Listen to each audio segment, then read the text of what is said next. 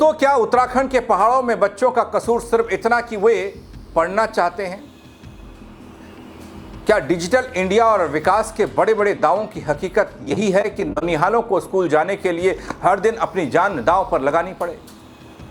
दोस्तों, जरा सोचिए, एक तरफ देश के रसूखदार नेता विदेशों जैसी सड़कों और चमचमाते पुलों के भाषण देते हैं और दूसरी तरफ उन्हीं के विधायक, उन्हीं के विधानसभा क्षेत्र के प्रतिनिधित्व करने वाले नेता, उनके विधानसभा क्षेत्र की जनता दोनों अलग अलग राह पर चल रहे हैं।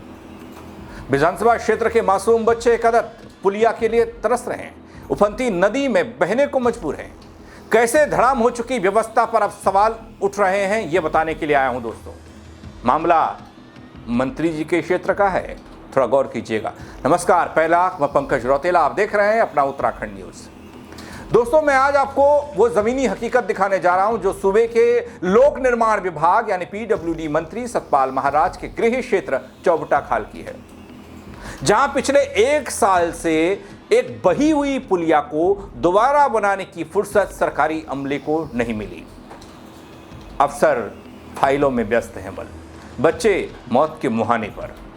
आखिर इस लापरवाही का जिम्मेदार कौन है, किसे ठहराया जाए? तस्वीर तो देखिए।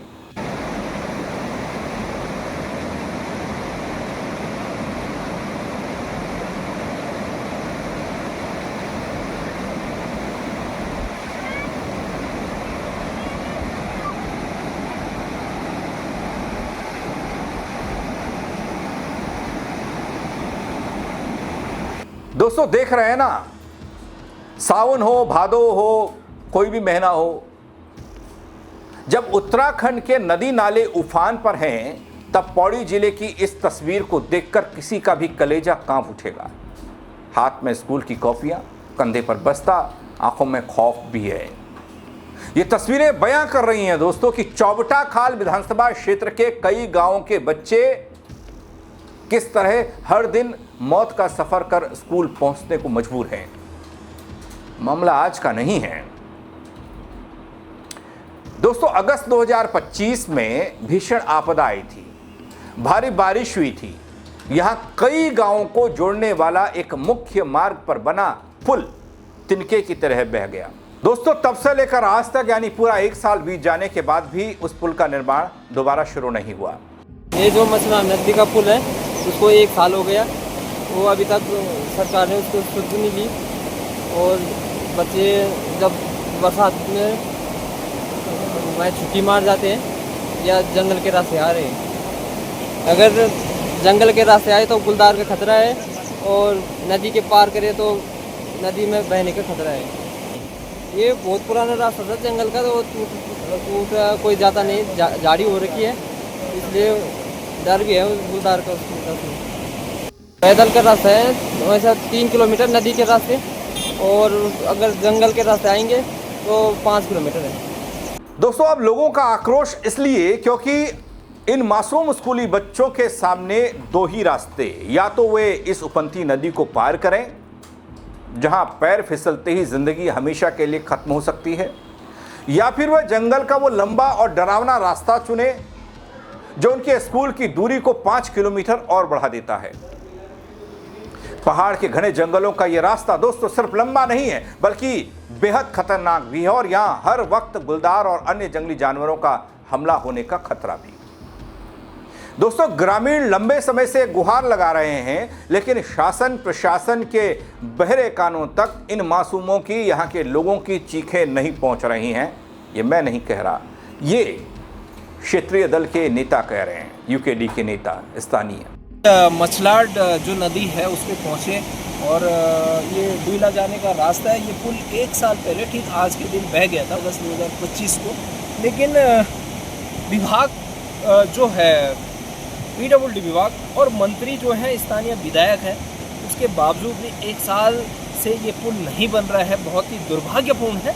और चूँकि यहाँ से नौनिहाल जो है वो स्कूल का उनका ये रास्ता है, हम देख रहे थे कुछ बच्चे सुबह इसको पार करके आ रहे थे। उस टाइम पे हम यहाँ पे टहलने आए थे, हम इधर ही रुके थे रात को, तो कुछ बच्चे इसको पार कर रहे थे और उनसे हमने बातचीत की तो जाना कि वो हमेशा इसको पार करके आते हैं, और जब वो उसको पार नहीं कर पाते, ये उफान पे होते, तो एक घना जंगल यहाँ से बीच से रास्ता था जो उससे होके वो गुजरते हैं।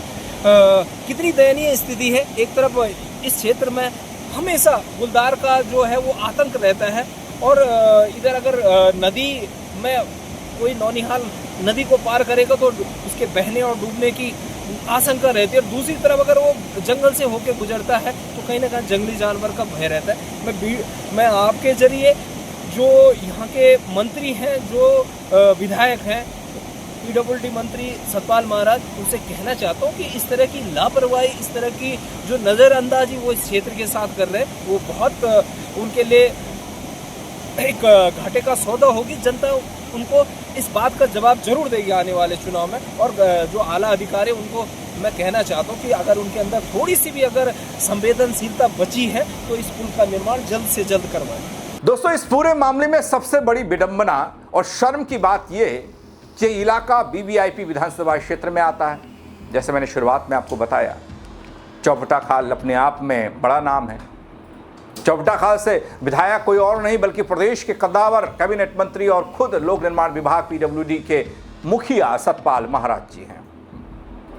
जिस पीडब्ल्यूडी महकमे का काम पूरे सूबे में पुल और सड़कें बनाना है, उसी महकमे के सबसे बड़े साहब के अपने क्षेत्र में एक साल में एक छोटी सी पुलिया नहीं बन पाई। स्थानीय लोग, ग्रामीण कहते हैं कि चुनाव के समय बड़े बड़े वादे करने वाले महाराज जी आज इन बच्चों की मजबूरी देखने के लिए जमीन पर मौजूद नहीं है। देखते भी ये तो नजरें फिर लेते होंगे।